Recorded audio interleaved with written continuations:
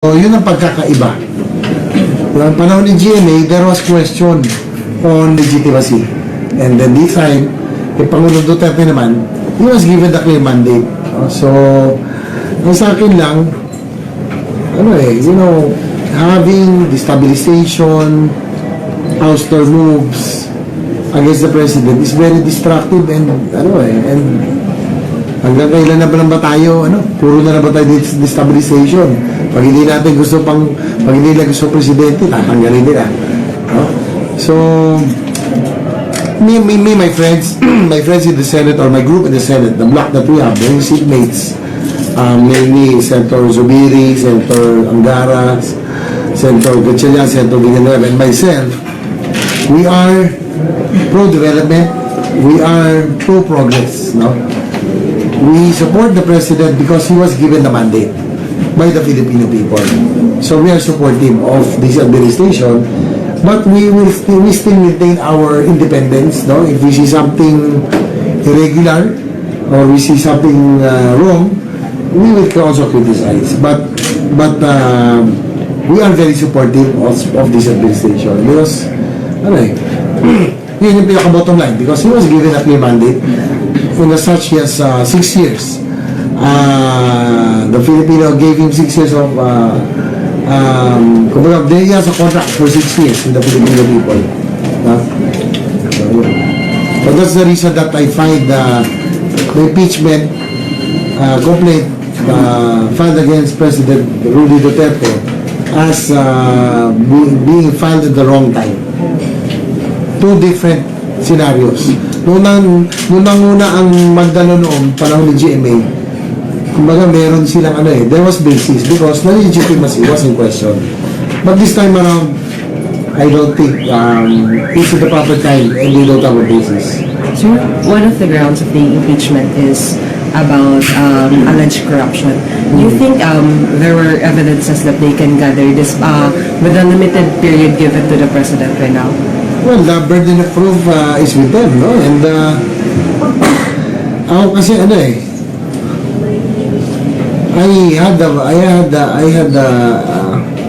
had a chance of meeting the president way before, when he was still mayor, and I was still mayor.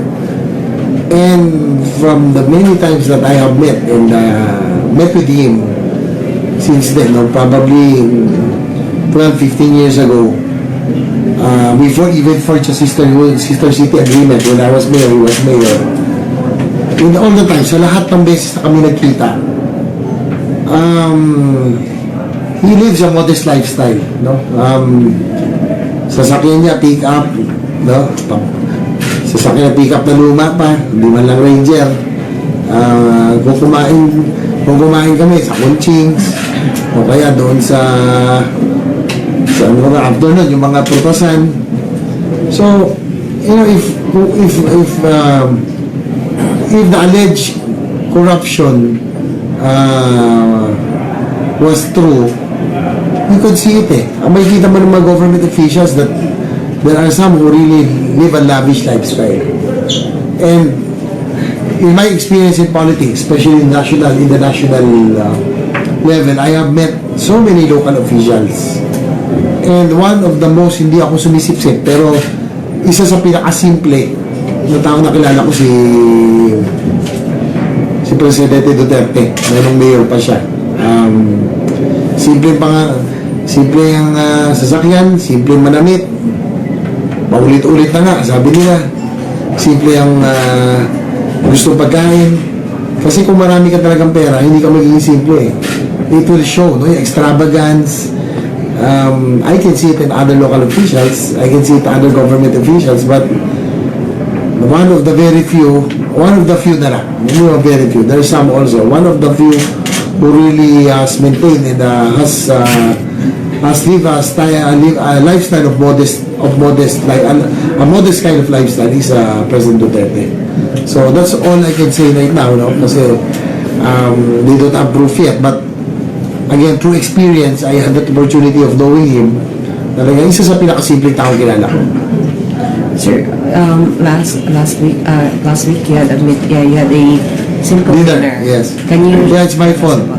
It's supposed to be a private dinner is my fault because I was so excited to post it in social media. Probably, if there was something taken up that was serious or confidential, I would have done that. The mood was very light. Wala kaming pinag-usapang heavy. Of course, once in a while, there will be issues that will be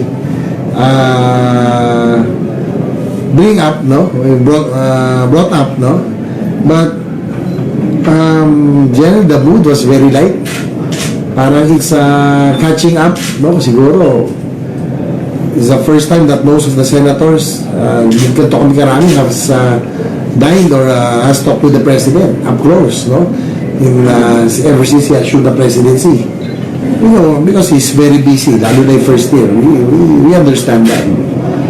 Me, even as I consider him as a friend, personal friend, in and out of politics.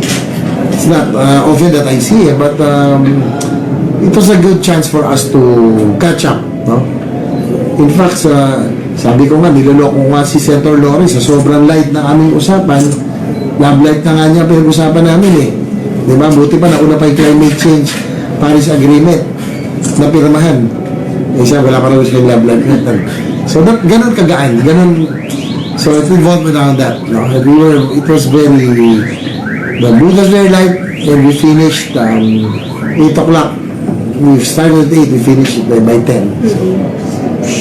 Sir, what's your reaction on Speaker Alvarez saying that he's planning to file an impeachment complaint against Vice President Robredo for he is seeing the possibility that maybe she's behind the impeachment complaint against the President? Well, you know, I do not want to add more fuel to the fire. It's really sad that our top 2 officials have gone their separate ways. No? Kumbaga, iba na sila ng direction. Being a pro-progress, pro-development senator, I would want to have, I would want to focus on more worthwhile things, no? If you notice, even in the Senate, I don't attend the investigations or the high-profile controversial hearings, no? Because I think my belief is there are a lot of things to do, no? There are a lot of matters of equal importance that needs our attention, no? Going back, our country cannot really reach its full potential of economic growth because of our political instability. Now that the president, we are in a good chance to have that because the president was elected overwhelmingly. Ngayon naman, nagkahiwalay naman sila. No? So happened that they both don't belong to one party. So it's really sad, no? Because I also had the opportunity to work with Vice President Lenny Robredo when she was head for a few months. And I see that she's also a sincere person, but unfortunately because of politics, the president and the vice president had to part ways. So nakakalungkot eh. I do not want to add more fuel to the fire, but I'm hoping that one day they'll both realize that, you know, it will not be healthy for the top officials of the land to not to be united. Sir, you mentioned that nagaling lang kayo dun sa housing summit. So, we know that Vice President Robredo is the head of HODSI. So, kamusta po ba yung pamamalakad niya? And, of course, it will be reflected dun sa significant results ng summit natin na katatapos lang kanina. Well, she was head of HODSI just for a few months. No? But, again, I had a very good...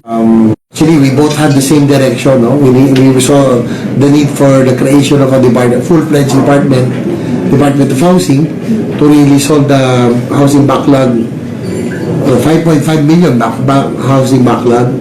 The need to push for in-city socialized housing. So those are the things that we have worked on, no? When she was at the helm. Now with Secretary Ibasco, I see that he wants a listening government, no? So that's a refreshing idea that coming from Secretary Pasco, that we will now work together with the different stakeholders, especially the social, the housing organizations, no, with together with the housing agencies. We will now work together. But it will be very hard to compare because Vice President Denny was on the helm for a very short time, and Secretary June was also the helm for only 2 or 3 months, no? So it will be very hard to compare. But all I can say is that I can work closely with anybody. As I have worked, I had a good working relationship with Vice President Lenny, and I don't see any problem as well with working with Secretary June, who was a former mayor. So, pag nag-local official ka, mas madali kayo magkakaintindihan. You speak the same language, you will understand each other better. So, I'm looking forward to a fruitful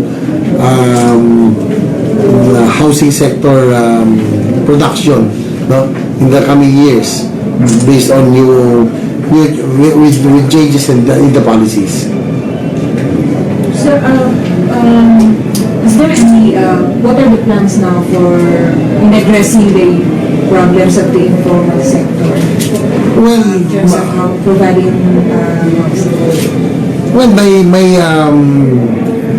in my 3 years experience being as chairman of the Urban Planning and Housing Committee,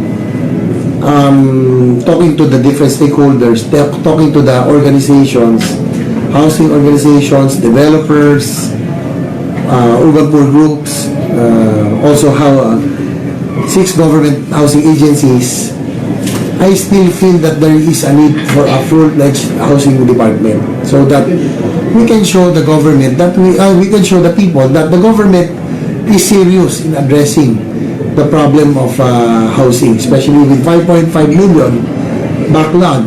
That's quite a lot, and at present, the government agencies and developers are only producing about 200 to 300,000 units every year. So kung 5.5 million yan, hindi man yan yung nababawasan, madadagdagan pa yan, no? So we have to increase our production to about 500,000 to 1 million so that we can solve the housing backlog. And it will only take a full-fledged housing department to do that, because we have 6 different housing agencies with their own mandates, with their own boards, doing their own things. So I would want them to be under one roof. for the next 3 years, sir, ano yung target na makaprovide ng housing units? Well, I'm hoping that we can pass the measure within the year, no? Or before the 17th Congress adjourns. But I'm hoping that we can already pass the bill creating the Department of Housing soonest, no? So that all the different agencies will be already in one roof, and we can speed up processes, we can speed up permits and plans and everything, no? So hopefully we can, with this passage, we can increase housing production from 300,000 to about 500,000 to 800,000 in the coming years, so that we will be able to eat a chunk in the housing backlog. What are the challenges, sir, for the government to address their housing backlog? Bakit nag-bloated na yung number? Well, probably it's the agencies they never thought that the population would grow this fast, no? So dapat ngayon, alam na natin. So we have to, now that we know the population growth, that we now have to channel more of our resources into building more houses.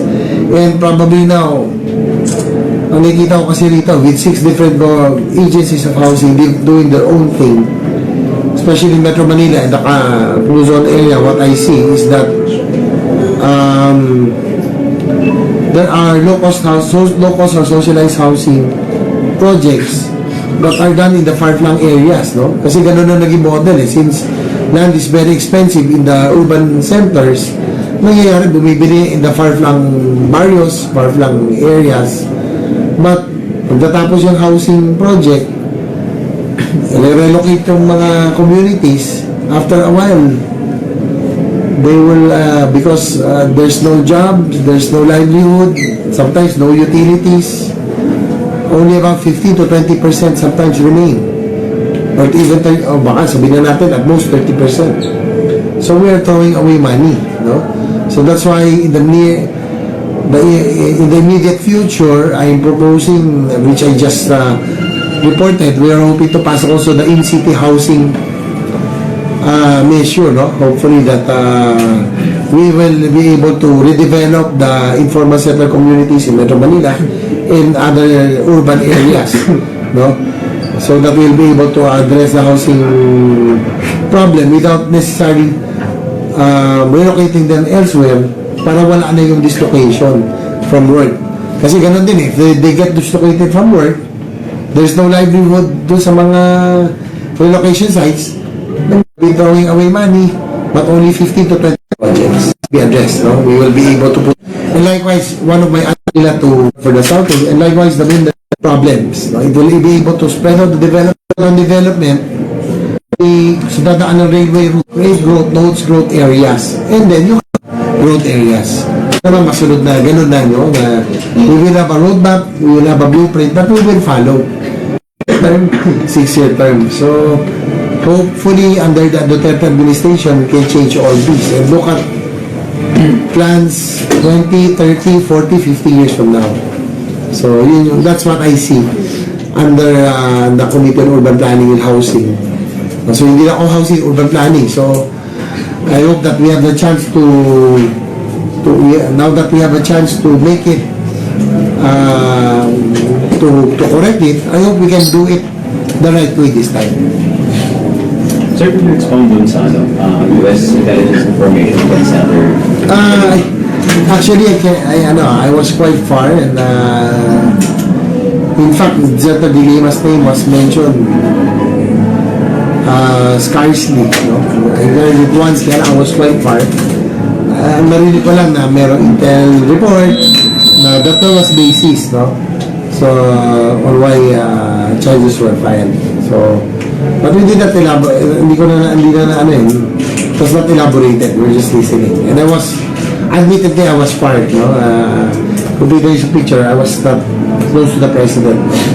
So, hindi ko masyadong narinig because we were also busy chatting kasi I like yung mood. No? So, yun lang.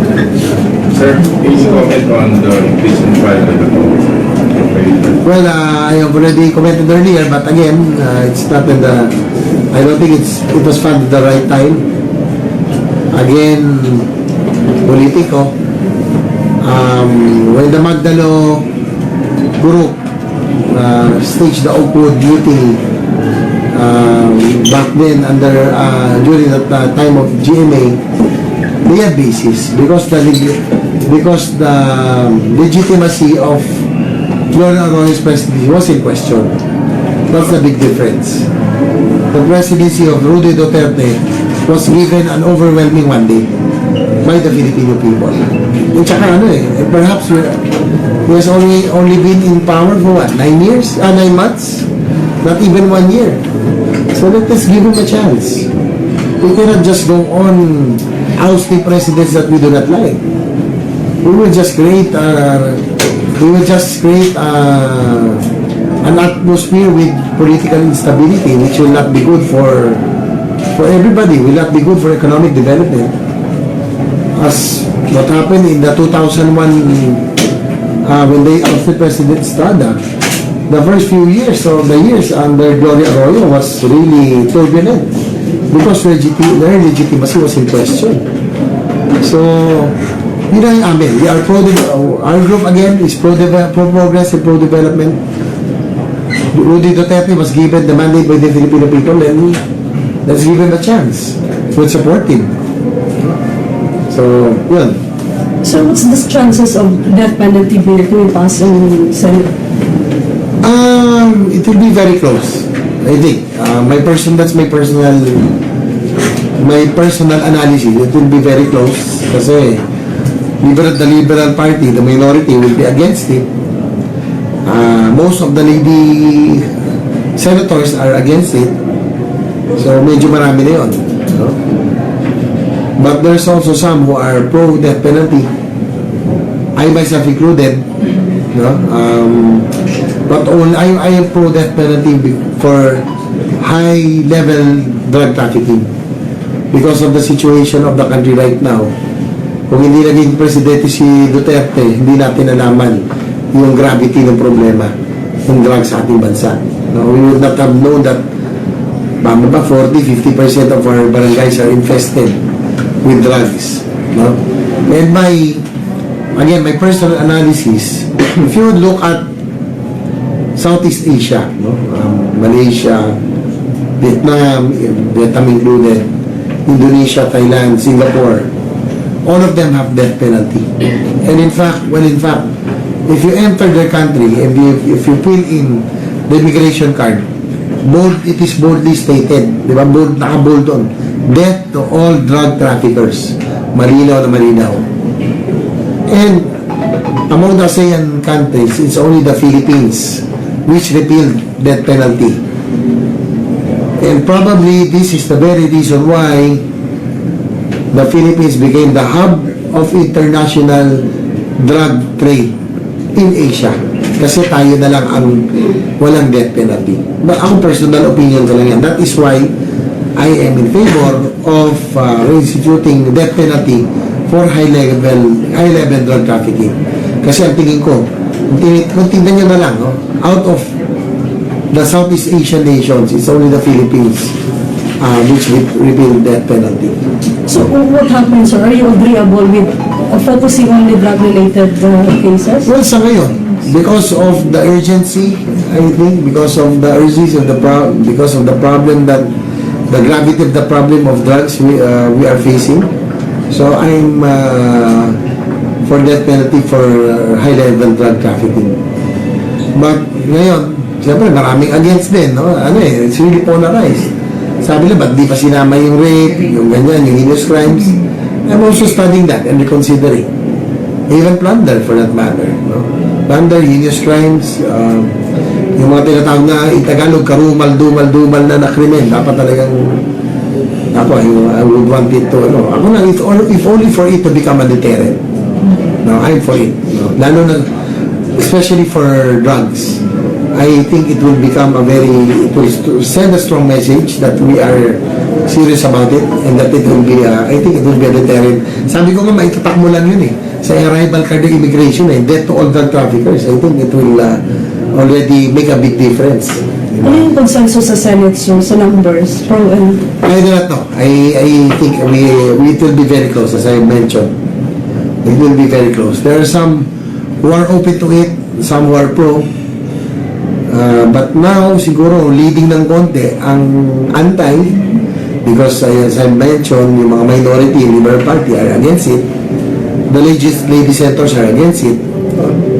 So, ako, because I'm a former mayor, Senator Gatchalian, a former mayor, is also pro-death penalty because, we know how hard it is to deal. We know the problems in the grassroots. So, ako naman talagang yung analysis ko, naging drug hub tayo. International drug hub because of the absence of death penalty. Siguro sabi ng mga Chinaman, yung mga karamihan na nahuhuling big time drug lords are from China, di ba? Sabi nila, at least kung mahuli ka sa Pilipinas, walang death penalty. Makukulong ka lang. At dati, pag nakulong ka, tuloy pa rin ang ligaya, nakapag-business pa rin sila. So, it is because of this urgency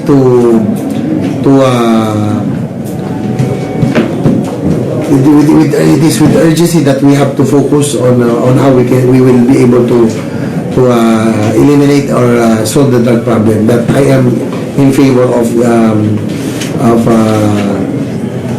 instituting death penalty. Okay.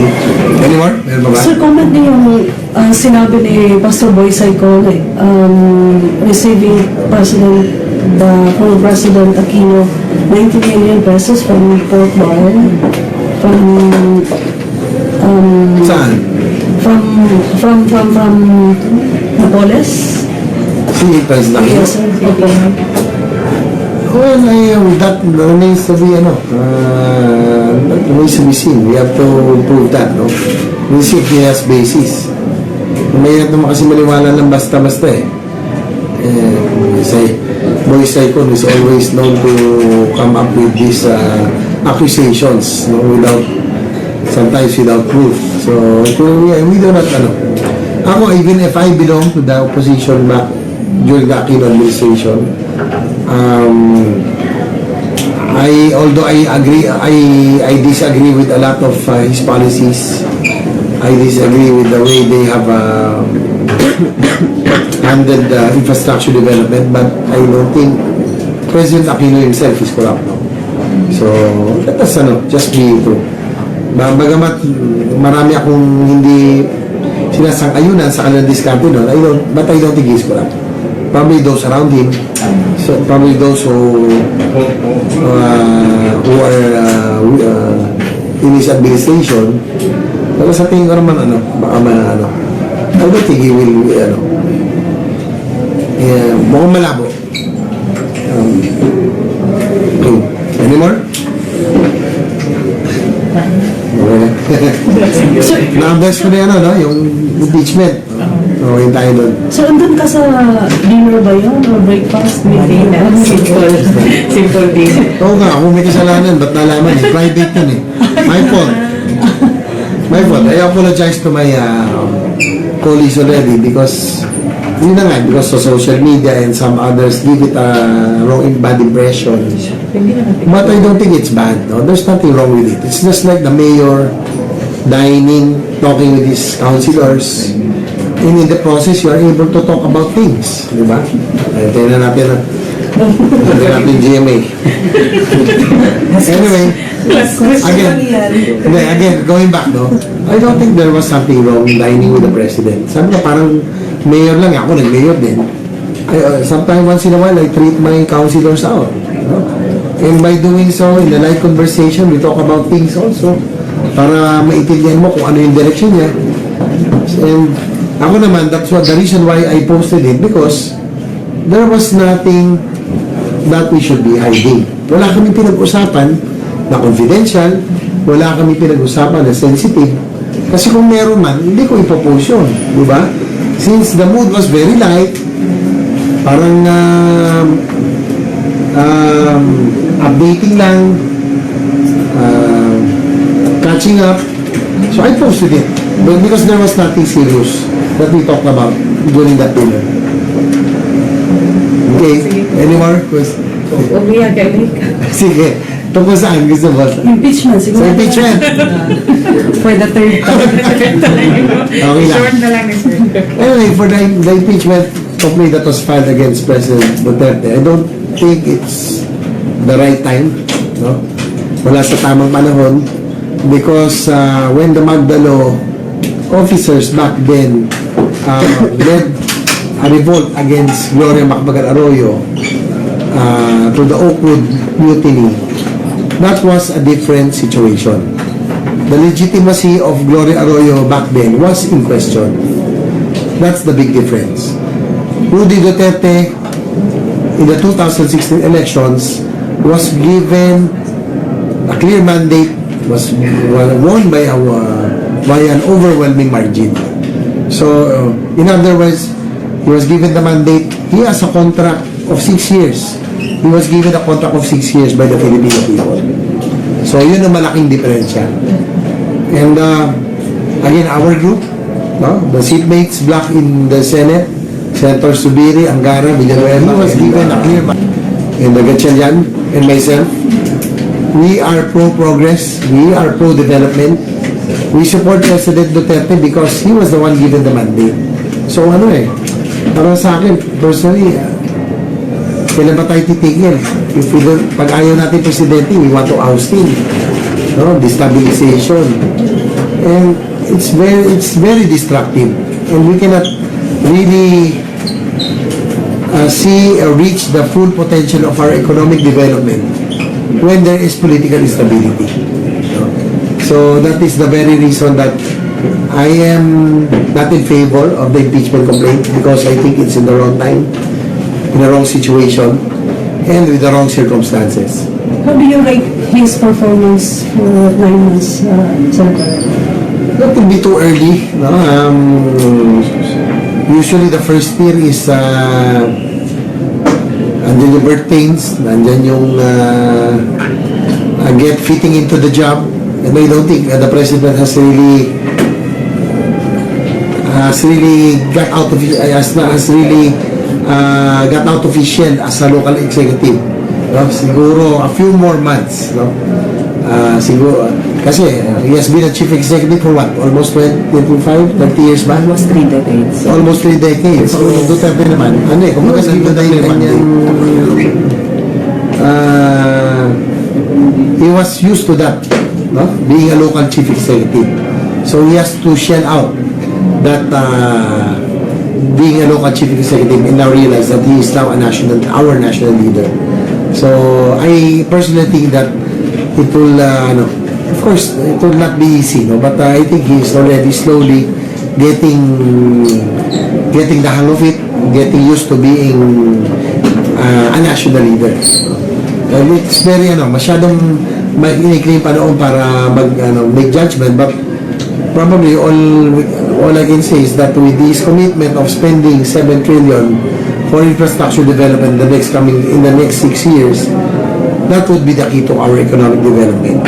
Kahit na ano pong sabihin nila, kahit na magmura siya araw-araw, as long as he spends 6 trillion for economic development, that would create wonders for our economic development. Unang-una, yung weakness natin sa economy, infrastructure development, no? Yan yung isa sa kainaan-naitan ng ekonomiya, no? Will be solved.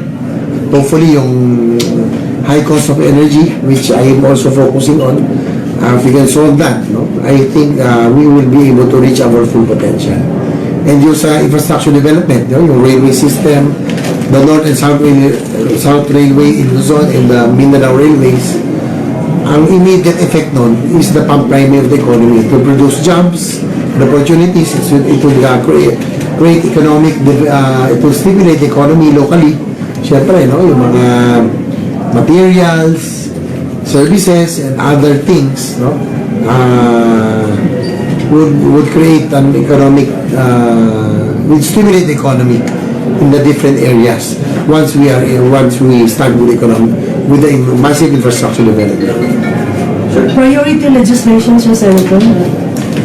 Well, my priority is to pass the creation of the Department of Human Settlements or of Housing. I call it human settlements because it's more encompassing. No? Because you need livelihood, you need employment, you need utilities. No? Because pag housing, inisip, construction lang. So that's one. Second, I have already passed during the 17th Congress the Balanced Housing Act, wherein condominium developers are also required to put up their share in socialized housing, hindi lang subdivision developers. No? I passed the speed limiters, anti-agricultural smuggling, the SK reform law, no, which was passed by yours truly. So, in the 17th Congress, I'm prioritizing the creation of the Department of Housing again, so that the housing backlog of 5.5 million would have a better chance of being solved under the administration. Next would be also yung in-city housing for urban centers and urban areas. Yung FOI, we're still fighting because I have fought for the Freedom of Information Act ever since I was still in Congress, and in the 16th Congress, in the Senate, and now again. So hopefully, but the real battle is in the House, no? Next will be the free, ano ba? Free education, sir? Free education, we will be able to pass that already very soon in the Senate. I think we have already passed. We have passed it before we adjourn. No? In fact, what a good news natin for the state universities and colleges is that before we were able to pass this measure, we already have a budget. During the budget season, we already allocated 8 billion for this. Kumbaga, hindi siya usual, hindi siya pampapogi na na panukala, batas, no? Hindi siya pampapoging legislation. It's a legislation with funding. So those with state, who are enrolled in state universities and colleges, the poor but deserving students, they can already expect that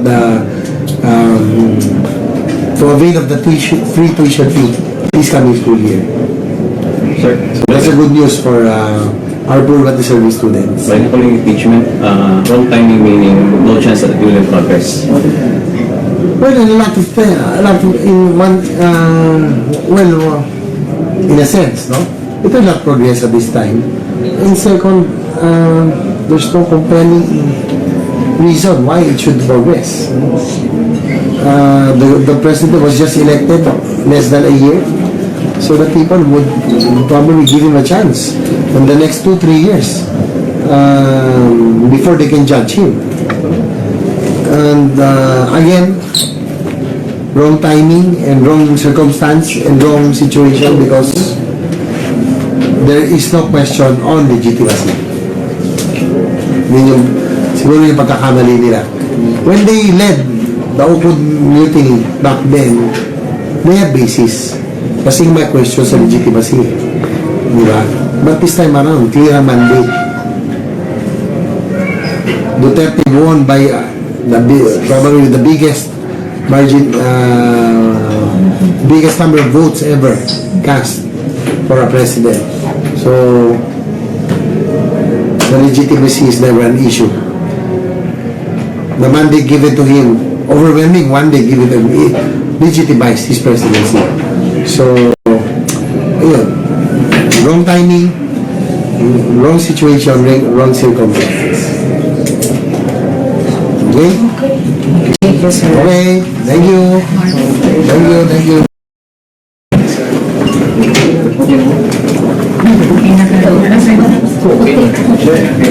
Sir, sa inyo po ba din yung Yolanda housing? Hindi na po. Yeah, it will fall. In fact, we have a scheduled second trip na to Yolanda to Leyte. We've been there 2 years ago. Kaya lang,